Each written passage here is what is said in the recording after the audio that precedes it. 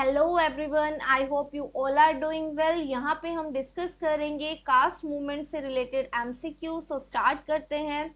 उससे पहले आप कास्ट मूवमेंट के ऊपर हमने एक वीडियो बनाया है, उसे ऊपर आई बटन पे क्लिक करके आप वो वीडियो पहले देख सकते हैं सो दैट आप ये सभी क्वेश्चन इजीली सॉल्व कर सके। तो स्टार्ट करते हैं। फर्स्ट क्वेश्चन में पूछा गया है सत्य शोधक समाज ये ऑर्गेनाइज किया गया था। फर्स्ट ऑप्शन है as a movement for upliftment of tribal की अपलिफ्टमेंट के लिए ये स्टार्ट की गई थी बिहार में। सेकेंड है ये एक टेम्पल एंट्री मूवमेंट थी जो गुजरात में स्टार्ट की गई थी। या फिर ये एक एंटी कास्ट मूवमेंट थी महाराष्ट्र में। लास्ट ऑप्शन है ये एक पीजेंट मूवमेंट थी पंजाब में। यहाँ पे तो ये बहुत इजी होगा आपके लिए सॉल्व करना, बट एग्जाम में जो है काफी डिफिकल्ट हो जाता है, काफी सिमिलर लगेंगी ये सभी चीजें। यहाँ पे तो आपको पता है हम कास्ट मूवमेंट की बात कर रहे हैं, तो it will be very easy for you to answer. The right answer is C. ये एक एंटी कास्ट मूवमेंट थी जो महाराष्ट्र में हुई थी। इसके लीडर कौन थे, मीन्स ये किसके द्वारा स्टार्ट की गई थी? ये स्टार्ट की गई थी ज्योतिराव फूले के द्वारा। ज्योतिराव फूले के द्वारा इसे स्टार्ट किया गया था। कौन से ईयर में? 1873 में से स्टार्ट किया गया था।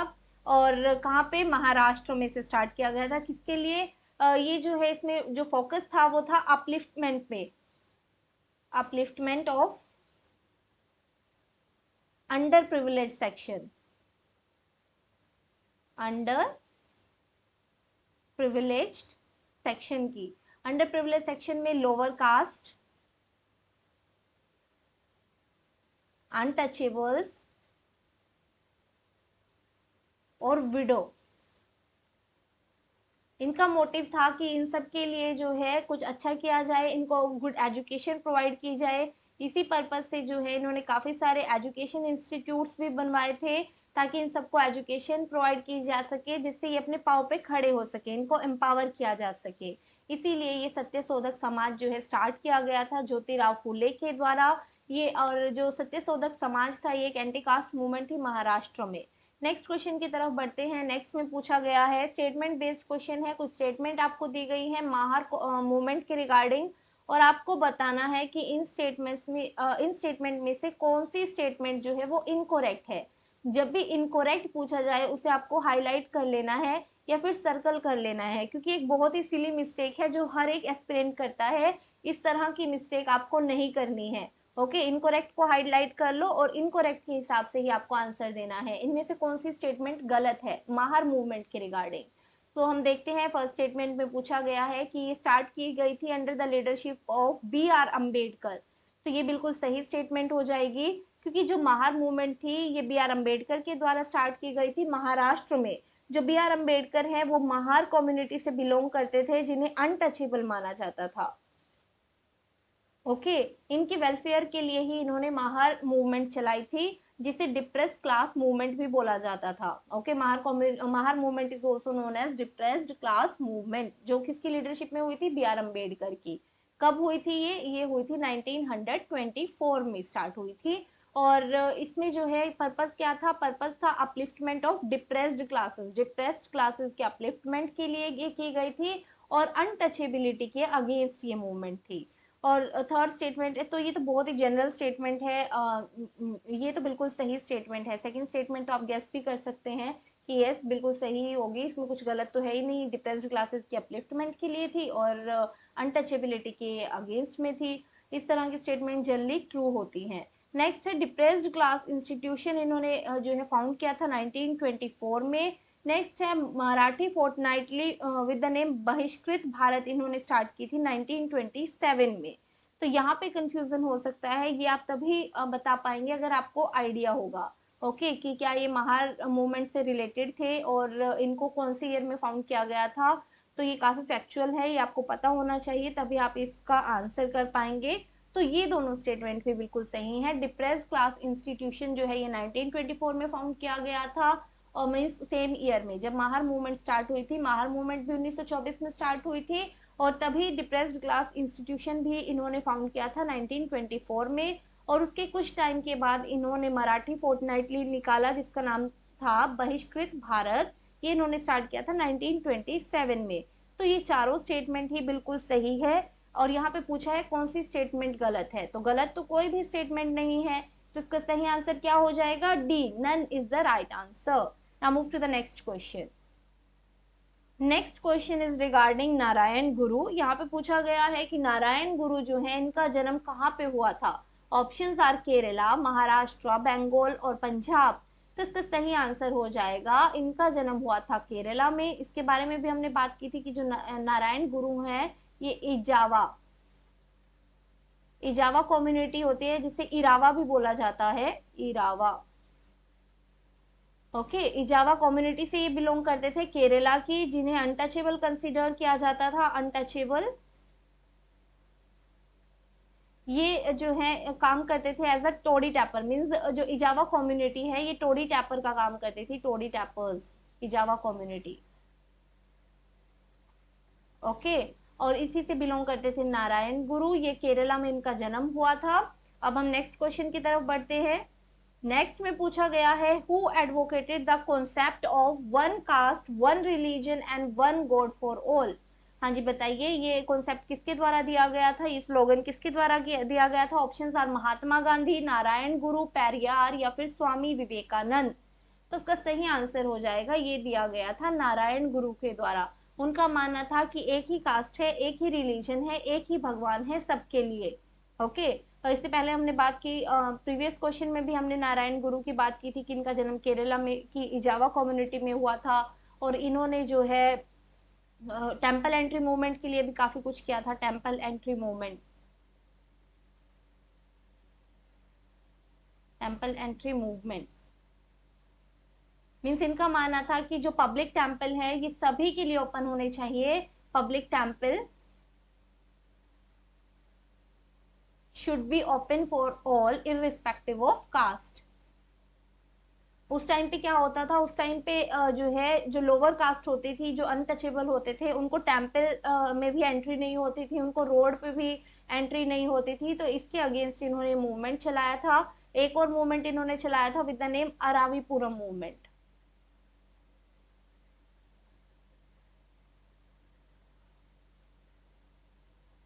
ये कब इन्होंने किया था, 1888 में, तो ये भी आपको ध्यान रखना है। Now move to the next question. Next question is consider the following pairs. Pair based question है ये, पेयर दिया गया है और आपको बताना है कि कौन सा इनकोरेक्टली मैच है। यहाँ पे भी क्या पूछा गया है, इनकोरेक्टली, तो ध्यान रखना है, इनकोरेक्टली पूछा गया है। फर्स्ट पेयर है वाइकोम सत्याग्रह। जो वाइकोम सत्याग्रह है ये केरला में हुआ था, तो ये बिल्कुल सही है, वाइकोम सत्याग्रह केरला में ही हुआ था। नेक्स्ट है नायर मूवमेंट। क्या नायर मूवमेंट तमिलनाडु में हुई थी, नहीं, नायर मूवमेंट जो है तमिलनाडु में नहीं हुई थी, ये हुई थी केरला में। नेक्स्ट है कायवार्ता मूवमेंट। क्या ये बंगाल में हुई थी, ये भी बिल्कुल सही है, कायवार्ता मूवमेंट बंगाल में हुई थी। नेक्स्ट है नाडार मूवमेंट। नाडार मूवमेंट केरला में हुई थी, ये भी रोंग हो जाएगा, नाडार मूवमेंट जो है ये हुई थी तमिलनाडु में। ओके, मीन्स ये वाइस वर्सा दिया हुआ है, नायर मूवमेंट जो है वो केरला में हुई थी, नाडर मूवमेंट जो है तमिलनाडु में हुई थी। और यहाँ पे पूछा गया है कौन सा इनकोरेक्ट है, so 2 and 4 are incorrect, so the right answer will be C, 2 and 4 only. Okay, पहले आप खुद इन सब क्वेश्चन का आंसर देने की कोशिश करना, पॉज करके खुद आंसर करना, उसके बाद आप देखना कि इनका सही आंसर क्या है। ओके, नेक्स्ट क्वेश्चन देख लेते हैं। नेक्स्ट जो है क्रोनोलॉजी बेस्ड क्वेश्चन है, यहाँ पे करेक्ट क्रोनोलॉजी लगानी है आपको मूवमेंट की, मीन्स आपको पता होना चाहिए कौन सी मूवमेंट किस टाइम पे हुई थी, तभी आप इसका आंसर कर पाएंगे। तो देखते हैं जस्टिस पार्टी मूवमेंट। हाँ जी बताइए, जस्टिस पार्टी मूवमेंट किस ईयर में हुई थी, ये हुई थी 1916 में। देन डिप्रेस्ड क्लास मूवमेंट, जिसे माहर मूवमेंट भी बोला जाता है, ये कब हुई थी, ये हुई थी 1924 में। देन अरावीपुरम मूवमेंट, ये कब हुई थी, ये हुई थी 1888 में। सेल्फ रिस्पेक्ट मूवमेंट कब हुई थी, ये हुई थी 1925 में। तो बताइए इसका राइट आंसर क्या होगा, इसका राइट आंसर है C, then A, then B and then D. so CABD will be the right answer. Now move to the next question. Next question is who founded the Shri Narayan Dharam Paripalana Yogam? Shri Narayan धर्म परिपालना योगम जो है ये किसके द्वारा found किया गया था। ऑप्शंस आर दयानंद सरस्वती, पेरियार स्वामी, नारायण गुरु या फिर गोपाल हरि देशमुख। तो इसका सही आंसर हो जाएगा, ये फाउंड किया गया था नारायण गुरु के द्वारा। ओके, श्री नारायण धर्म परिपालना योगम जो है ये 1902-1903 में स्टार्ट किया गया था नारायण गुरु के द्वारा। हमने पहले भी इनके बारे में देखा है कि इन्होंने जो है काफी काम किया था टेम्पल एंट्री मूवमेंट में, अरावीपुरम मूवमेंट भी इन्होंने चलाया था। उसके साथ साथ श्री नारायण धर्म परिपालना योगम मूवमेंट भी इन्होंने चलाया था। यहाँ पे इन्होंने काम किया था इजावाज के लिए और जो अनटचेबल्स हैं उनके लिए। और ऑब्जेक्टिव क्या था इसका, जो श्री नारायण धर्म परिपालना योगम बनाया गया था, इनका ऑब्जेक्टिव क्या था, इसका ऑब्जेक्टिव था एजुकेशन प्रोवाइड कराना, लोअर कास्ट को एजुकेशन, उनको पॉलिटिकल रिप्रेजेंटेशन देना, पॉलिटिकल रिप्रेजेंटेशन, गवर्नमेंट जॉब्स दिलवाना, टेम्पल और रोड्स पे एंट्री दिलवाना, रोड्स एंड टेम्पल एंट्री, और अगेंस्ट अनटचेबिलिटी, अनटचेबिलिटी। ये जो है कुछ ऑब्जेक्टिव थे श्री नारायण धर्म परिपालना योगम के, जो स्टार्ट की गई थी नारायण गुरु के द्वारा। Now move to the next question. Next question is which of the following is or are the notable publish work of Jyotirao Phule. Jyotirao Phule के कुछ फेमस पब्लिश वर्क हैं नीचे दिए गए, उनमें से आपने बताना है कि इनमें से कौन सा इनका कार्य है। ओके, फर्स्ट है तृतीय रत्ना, गुलामगिरी, कुड़ी अरासू और शेतकर याचा आसुद। तो बताइए इनमें से कौन कौन सा काम है ज्योतिराव फूले का। गुलामगिरी तो सबको पता ही होगा, ये तो काफी कॉमन है, बाकी भी बताइए। वैसे भी ऑप्शन में टू जो है वो सभी ऑप्शन में है। देन तृतीय रत्ना भी सभी ऑप्शन में है, वन और टू जो है ये सभी ऑप्शन में है, तो ये दोनों तो ज्योतिराव फूले के कार्य है। अब आपके पास ऑप्शन बचे कुड़ी अरासू और शितकारी आचा आसुद। तो बताइए इनमें से कौन कौन सा काम है ज्योतिराव फूले का। यहाँ पे आप एलिमिनेशन से नहीं कर पाएंगे क्योंकि फर्स्ट और सेकंड सभी में है, और ऑल भी हो सकता है, 3 4 अगर आपको पता है तभी आप आंसर कर पाएंगे। तो इसका सही आंसर हो जाएगा 1 2 एंड 4। ओके, तृतीय रत्न, गुलामगिरी और सितकर याचा आसुद जो है ये नोटेबल पब्लिश वर्क है ज्योतिराव फूले का। और कुड़ी अराजू की अगर हम बात करें, कुड़ी अराजू जो है ये वर्क है पेरियार का।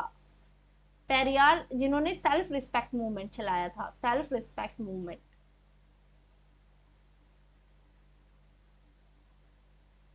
सेल्फ रिस्पेक्ट मूवमेंट कब हुआ था, 1925 में। किसके द्वारा, पेरियार के द्वारा। उन्हीं का काम है कुड़ी अरासू, तो ये भी आपको ध्यान रखना है।